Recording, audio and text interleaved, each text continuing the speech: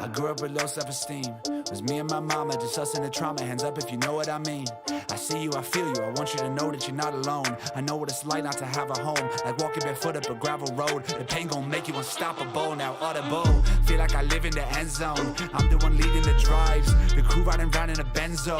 Red carpets when we arrive. I'll be in charge of my own fate. Left the excuses behind. Now I'm the illest violinist alive. I took the pain and I thrive. But look at me now. I used to crash on the couch. Now I got cash in the bank. Look at me now. She didn't want me around. Now she begging me to stay. Look at me now. Nobody knew who I was. Now everyone's screaming my name. Look at me now. I couldn't look at myself. Now I see the mirror and say, look at me now. Look at me now. Look at me now. Look at me now.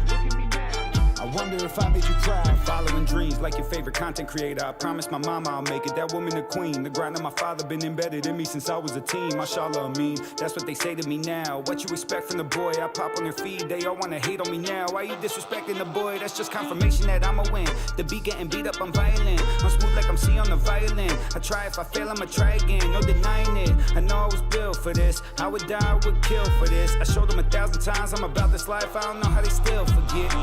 Flew to LA in the big seat. Everything I do is big heat.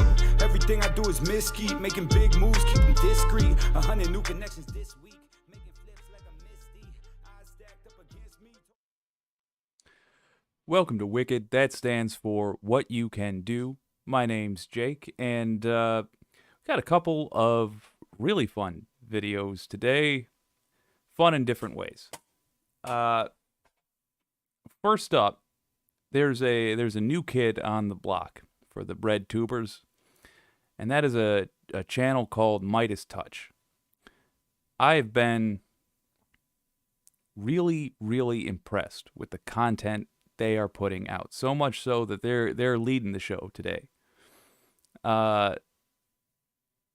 Specifically, there's a guy named Ben Meiselas. Let's just have a look. He's talking about in this video that was recently put out from MeidasTouch, link in the description. He's talking about Matt Gaetz and the pardon Matt Gaetz requested. Just a fascinating insight into the Republican Party and the naked corruption of it. Let's get right to it. I'm Ben Meiselas from the MeidasTouch Network. We continue to dig deeper into the deposition transcripts of witnesses taken by the January 6th committee, and the criminality of Donald Trump and MAGA Republican extremists is only made more clear by these deposition transcripts. I want to turn to the deposition transcript of Eric Hirschman, who was the senior advisor to Donald Trump and assistant to Donald Trump. He took the job in August of 2020.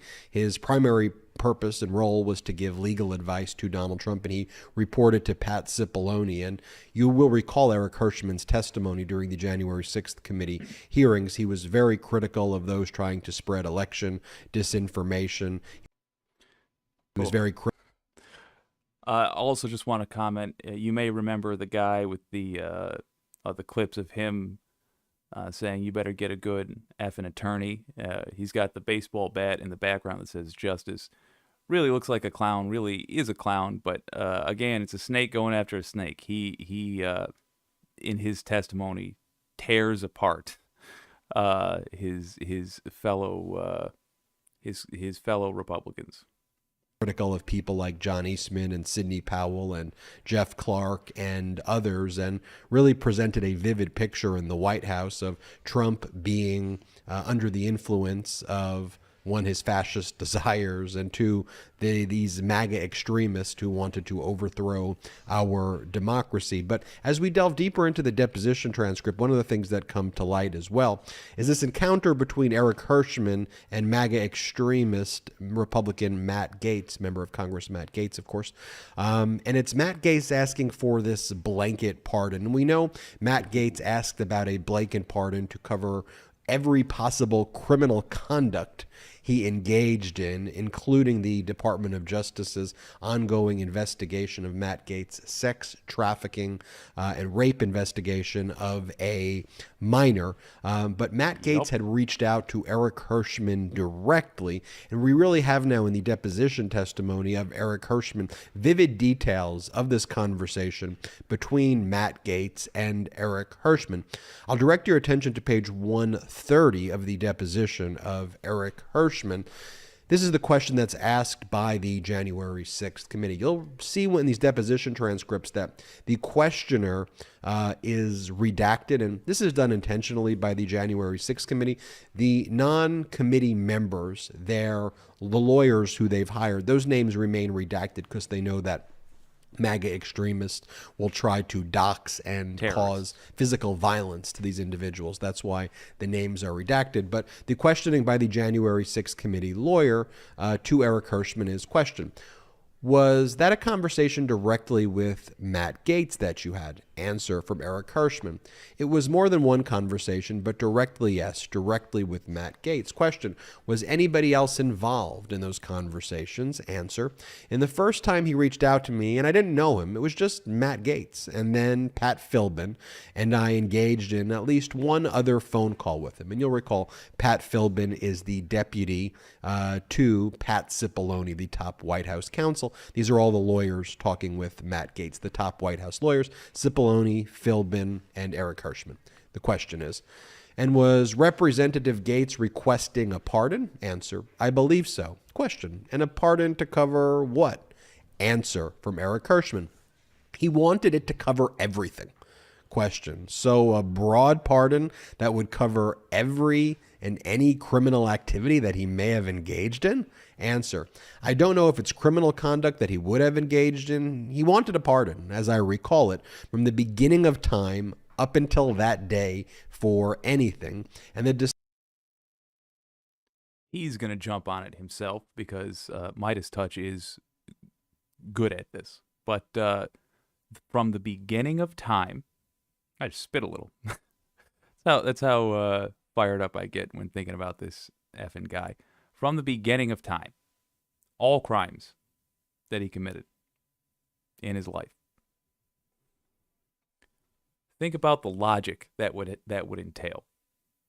The purpose of a pardon generally is to, in theory, is supposed to be the president saying, well, you did break the law, but the law wasn't right, or you did break the law, but it was a rare circumstance where it was in defense of the country, yada, yada, yada. This guy is suggesting, Matt Gaetz is suggesting, by making this request, theoretically, that everything he had done in his whole life should be pardoned, was worthy of it in exchange for his what?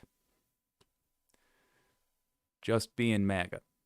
It's pretty bald-faced. Discussion was whether he would be prosecuted or others would be potentially prosecuted for things that they had done in relationship to statements dealing with challenging the election. We had discussions about the speech and debate protections and what was his possible concern, and he asked for a very, very broad pardon. Question: a pardon that would be broad enough that it would also cover the ongoing sex trafficking investigation? Answer: he didn't mention anything about a sex trafficking investigation at the time. The pardon that he was discussing, though, requesting was as broad as you could describe. From the beginning, I remember, from the beginning of time up until today, for any and all things. And I mean Philbin, and I had a conference call with him, and I believe Philbin may have memorialized, made some note about it. And I remember saying I've never heard of that. It's unprecedented. It would have to go through a process. And he mentioned Nixon, and I said, Nixon's pardon was never nearly that broad. And then Pat said, if he has a lawyer, that lawyer should contact White House counsel, because when I first got the call, it came out of the blue, and I was like, we'll call you back. And I went up to the White House counsel. I got Philbin, told Philbin what's happening, and then we called him back. But I remember him saying from the beginning of time up until today. Question. And regardless of whether Congressman Gaetz specifically referred to the sex trafficking investigation, is it your understanding that the pardon he was requesting would have covered that investigation? Answer. I believe the pardon he was requesting and wanted would have covered, in his words, everything that ever happened. I mean, at a certain point, we're just posing questions. You mean it would cover this, or that, How are you ever going to articulate that? How is the pardon office going to write this? What would we conceivably do? And I think he was a little frustrated with the amount of questions and pushback we were giving him. Question. Were you aware at the time that there was a sex trafficking investigation of Congressman Gaetz? I was not. If the issue was potentially having I don't want to get into my views of the Department of Justice and what happened during the Trump administration, because there were things that I feel strongly about. But if there was a view that there was going to be retaliation by the DOJ or the incoming administration for things that he had done. We're going to touch on this in a moment, but remember that Roger Stone, I believe after this little interaction, Roger Stone catches wind of this, and he asked Matt Gaetz to write him a letter specifying everything he would need the pardon for, the crimes he believed he could be in trouble for. Roger Stone, known blackmailer, had Matt Gaetz do this. We believed he had speech and debate clause protection. I thought this request was way beyond what made any sense at all. Question. Did he give a reason why he thought he should get a presidential pardon? Answer. Other than potential protection of some type of retaliation, supporting the challenge? Question. So were these conversations both after January 6th, 2021? Answer. I believe so. I don't recall exactly, but I believe there was some written document that was memorialized when the calls came in. I mean, it's very interesting to see Matt Gaetz, the direct conversation he had with Eric Hirschman here. Like, we know the request was made, and we've heard others talk about it, but to see Eric Hirschman in his own words say, Matt Gaetz called up and said, I want a pardon for every single thing that I've ever done from the beginning of time until the present, and just a perpetual blanket pardon. Now, we know that. I just want to say, we're entering into the moment where I was watching this clip where I decided, this has got to be part of the show. Because Ben Meiselas goes hard, and I love it. The idea of pardons, and we've seen this in judicial decisions as well, and specifically, for example, when Donald Trump pardoned people like Mike Flynn, who pled guilty for his obstruction in the Mueller investigation and for lying about his communications with the Russian ambassador. When we see Trump's pardons of people like his top campaign advisor, Paul Manafort, who was found guilty of felonies in both Virginia and Washington, D.C., in connection with the Mueller investigation. When we see Trump's pardons of people like Steve Bannon and Steve Bannon's conduct in his We Build the Wall scheme, where it was alleged, and he's now being prosecuted for this for state law claims in New York, that he stole millions of dollars from people to purportedly build the wall that he just diverted and funneled to himself. The judges in these cases make it clear that a pardon is essentially an admission of guilt, because if you are getting pardon, if you are getting clemency, it inherently implies that you are guilty, you are accepting responsibility for your conduct, and your guilt is being wiped away by the act of the president, by the grant by the president, but that you are guilty of the underlying crime. So when you think about Gaetz and his focus on extinguishing all criminal conduct, which would include the sex trafficking investigation, he was so keen on it, he was so focused on it in these terms, and it was viewed as so odd by people like Eric Hirschman and Pat Cipollone and Patrick Philbin and others. It really casts light on who these MAGA Republicans are in very much deeper clarity. And again, you think about this. You think about it from the perspective of removing the labels of Democrats and Republicans. Here we have not just Matt Gaetz, but of course we know all the other members, Republican members of Congress, who were all trying to clamor for these blanket pardons the same way Matt Gaetz does. All these are the leaders of the MAGA extremist Republican Party, a major political party. They're all seeking pardons for all of their conduct from the beginning of time until the present. You know, when we think about people like George Santos, and how does someone like George Santos, this utter fraud, survive? Like, how does he make it in the Republican Party? And the answer is he is the Republican Party. When you lower your standards and have a fascist traitor like Donald Trump as the leader of your cult, which is masquerading as a political party, but it's a cult, you have all of these other criminals. It all follows. It all flows from that. It's degenerative fascism, and it flows down, it trickles down from the top. And we see here Matt Gaetz being exposed for this despicable conduct in this deposition of Eric Hirschman. I'm Ben Meiselas from the MeidasTouch Network. Hit the subscribe button. We're on our way to 1 million subscribers, thanks to your incredible support. And in addition to subscribing here, check us out at patreon.com/MeidasTouch, patreon.com/MeidasTouch. We got Just excellent analysis. His name might be Ben Meiselas, but I'm going to call him Knock 'em Out Pete.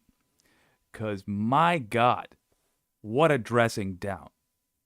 That is a dressing down, a well-deserved one. The Gaetz is a great example of just the modern MAGA attitude that is the Republican Party. Absolutely no morals, no ethics whatsoever. Simply in it to abuse any inch of power he's given, including wanting to cover up and just get a pass for his entire lifetime's worth of crimes. At the time, get ready to get angry. This is what he was under investigation for. Sex trafficking of a 17-year-old girl. He's a grown man.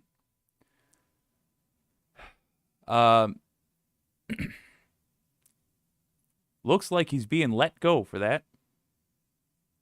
Federal prosecutors, this is from CNBC, have recommended not to bring charges against Republican Representative Matt Gaetz as part of a sex trafficking investigation, the Washington Post reported on a Friday in September. Citing people familiar with the matter, the prosecutors said they made that decision in part because of credibility questions with two central witnesses. Those people told the Post. The two witnesses were the girl who was 17 at the time. America is famous for not taking the word of the victim.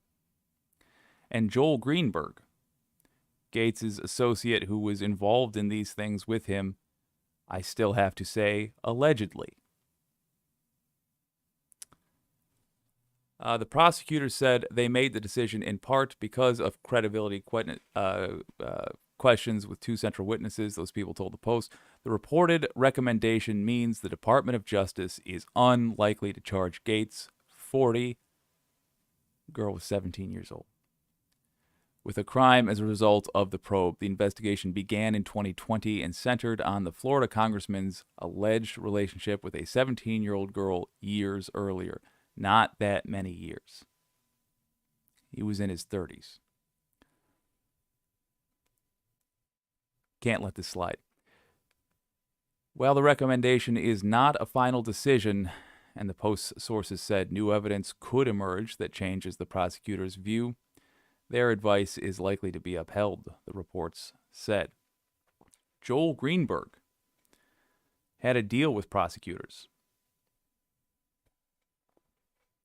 Lighter sentence in exchange for tattling on Gaetz, I believe. they gave this deal to the man. And yet, later decided that Joel Greenberg wasn't a credible enough witness, and that the 17-year-old wasn't a credible enough witness. America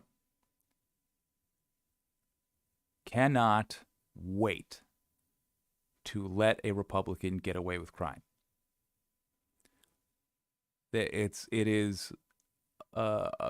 Republican crime is America's most successful industry. If this makes you angry, you can contact the Department of Justice. This time I didn't put the link in the description. I will when I re-upload the live stream. Tell them it's not good enough to just let this guy go. Roger Stone allegedly has a letter full of Matt Gaetz' confessions. I think we ought to have a look at that. I think Roger Stone ought to be subpoenaed. We truly cannot let behavior like this go, because it means we are in a country that is lawless, plain and simple. If there are laws for the average man and woman, but there are not laws for the powerful, those laws aren't worth anything. I am delighted to see MeidasTouch just crushing it. That was a wonderful take. If you're not already a subscriber of theirs, I do recommend them if you are looking for more excellent news analysis. All right. So MSNBC is talking about McCarthy recently. Kevin McCarthy is at the center of the split in the Republican Party right now. I don't believe he is the cause of it. But when you have a party full of people that are only interested in themselves, you will inevitably get bickering that is beneficial to anybody who is not in favor of their robbing of America.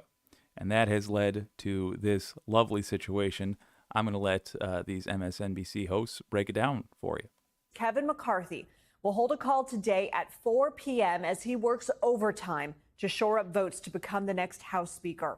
Let's get right to NBC's Ali Rafa with the very latest from Capitol Hill, and Amna Nawaz, PBS NewsHour co-anchor, also an MSNBC contributor. So, Ali, first, I want to start with your scoop here. What can you tell us about this meeting?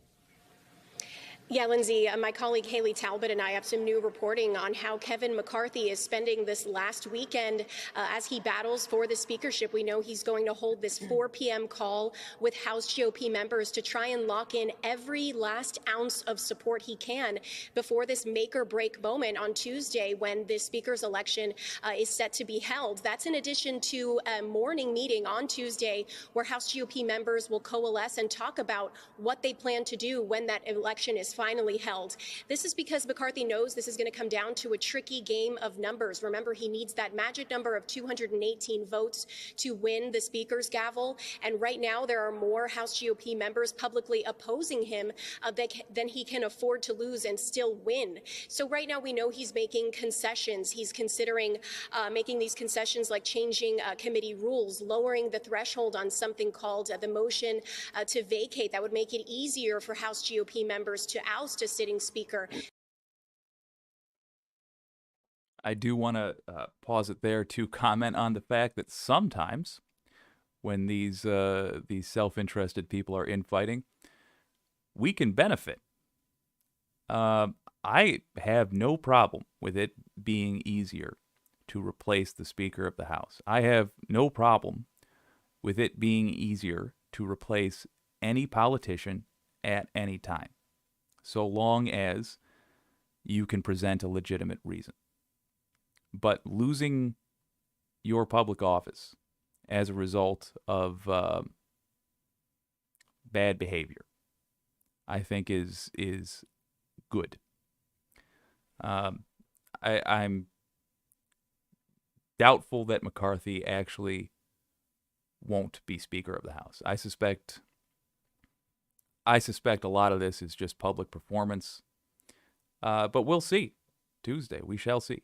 Something we know far-right members of his caucus have been pushing for months, something that would put him in even more of a vulnerable position if he does gain the speakership. But the last thing that McCarthy wants to happen on Tuesday is to not have that solid amount of support to be able to get this done in one round of votes. It's possible that this could go to multiple rounds until someone wins a majority of the votes. That's something we haven't seen happen here in 100 years on Capitol Hill. So really, the stakes could not be higher for Kevin McCarthy right now.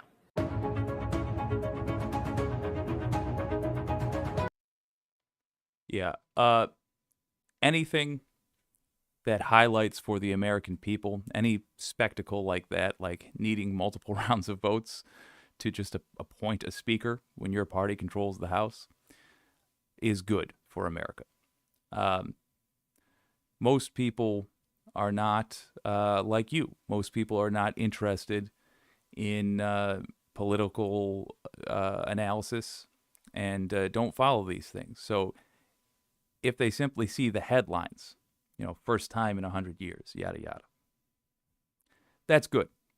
And it helps remind people of what is true, which is that when Republicans are in charge, it is chaos, and America suffers. If you have the more you have Republicans in charge in the U.S., the less well the U.S. runs. We just had 2 years of Democrats more or less being in charge. You could make the argument that Sinema and Manchin spoiled that, and I think you'd be right. But regardless, a ton got done. America actually started to recover. By every reasonable metric, America declines when Republicans are in charge. Republicans put us into our last 2 recessions, and the recovery happened only when Democrats got in charge again. So this general chaos in the House, no matter how it shakes out, is good for America because it demonstrates to the American people what Republicans really are.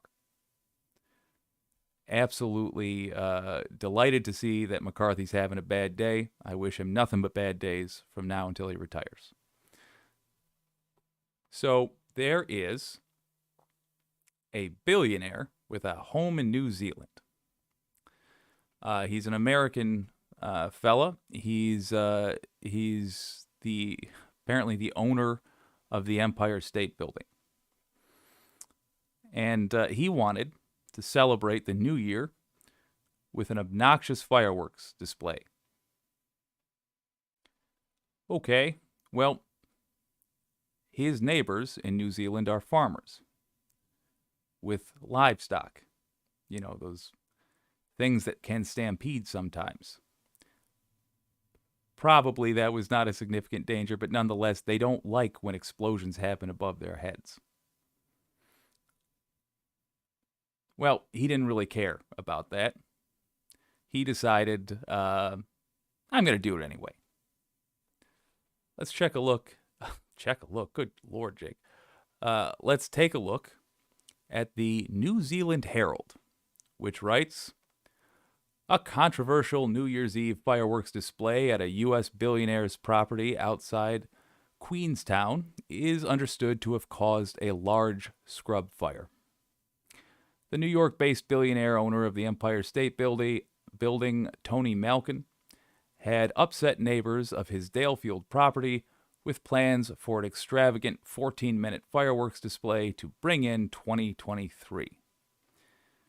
His neighbors got in contact with him, asked him not to do it, cited the fact that they have livestock and it would alarm them, cited the fact that it was likely to cause a fire given conditions at the time. So farmers with livestock that are going to be scared by this, they're going to have to do more work caring for that livestock now if he wants to set off this display. But he's a billionaire. He's used to making other people work more for his pleasure. So now several neighbors who were watching the display closely with fears for their animals believe that a sizable blaze was started by the fireworks. Fire and Emergency New Zealand, FENZ, said there were 3 separate fires on steep terrain which spanned just under 0.5 hectares of land in Dalefield near Arrowtown. So he did it anyway, and exactly what they said would happen happened. Great. All 3 fires were caused by fireworks, FENZ said, and were contained about 2:30 a.m. The fireworks plans of the property tycoon, he is the Empire State Realty Trust chairman, president, and chief executive, had enraged neighbors, the majority of whom owned horses and other livestock animals. They even launched an online petition. Neighbors with animals say nay, adorable, to Queenstown fireworks, and gained more than 600 signatures. 600 signatures in New Zealand. I imagine that's about half the population of the country. Zing, gotcha, New Zealand. But no, that's a significant. Think about how many people own livestock in that area. 600 signatures. In other words, they asked him politely. And he just decided he was going to act like an a-hole. One neighbor, spoken to by the Herald this morning, said they had moved their animals away for the night, but watched the drama unfold on social media last night. Fire was obviously our main concern, and it just seemed ludicrous to have a commercial-based fireworks display in a rural area. Yeah, because it is.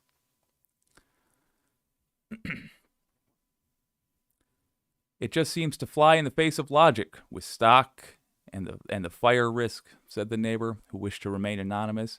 I don't blame him, because he's a New Zealand farmer and he does not have the resources to counteract any attack he would get from the default fans of billionaires. But there's a bigger story here of someone who has money and seeming to be able to do whatever they want. It's just not very neighborly, what they have done. We highlighted that at the start. Yes, they did. New Zealand, every time I see them in the news, impresses me. Their culture seems to be responsible and kind, and it breaks my heart that we shipped one of our scummiest scumbags over there with our culture that does not hold them accountable and allows them to think that they get to act like God kings simply because they were able to stiff their own employees out of the money they were due. This is what resulted.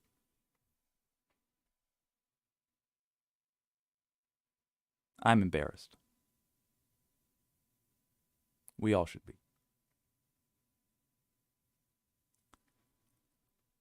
If you happen to live in New York, you happen to see Tony Malkin, tell him your old pal Jake says he's an asshole.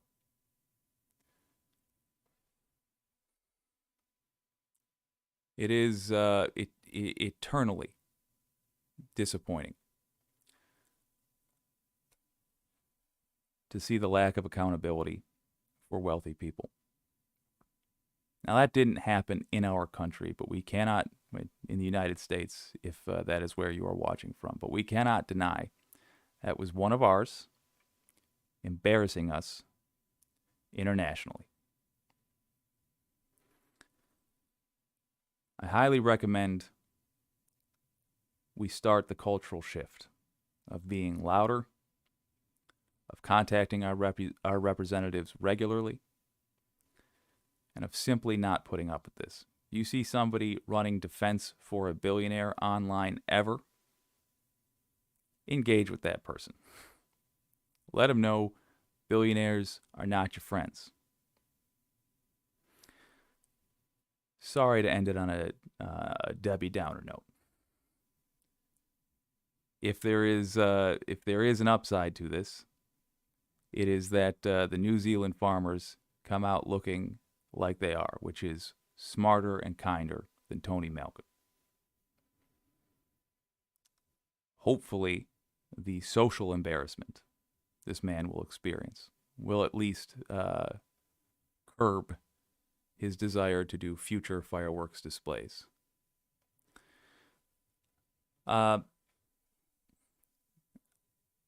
Going out, I do want to say a little bit of housekeeping. We just passed 100 subscribers. I gotta tell you, that made my entire week. What a way to start 2023. I'm delighted by it. If you enjoyed this content, if you find it useful, I hope you'll consider liking the video and subscribing. Aside from the fact that it makes a random guy in the U.S. Smile like a kid, I also believe that the general promotion of leftist content makes us more visible and therefore more powerful politically. I did a video last night about how you can organize. Recommend you check that out. And I will do videos every day for the foreseeable future, focusing on what you can do to make the world a better place. Frankly, starting with the USA. This has been Wicked. That stands for What You Can Do. My name is Jake. Thanks for joining me today. I'll see you next time.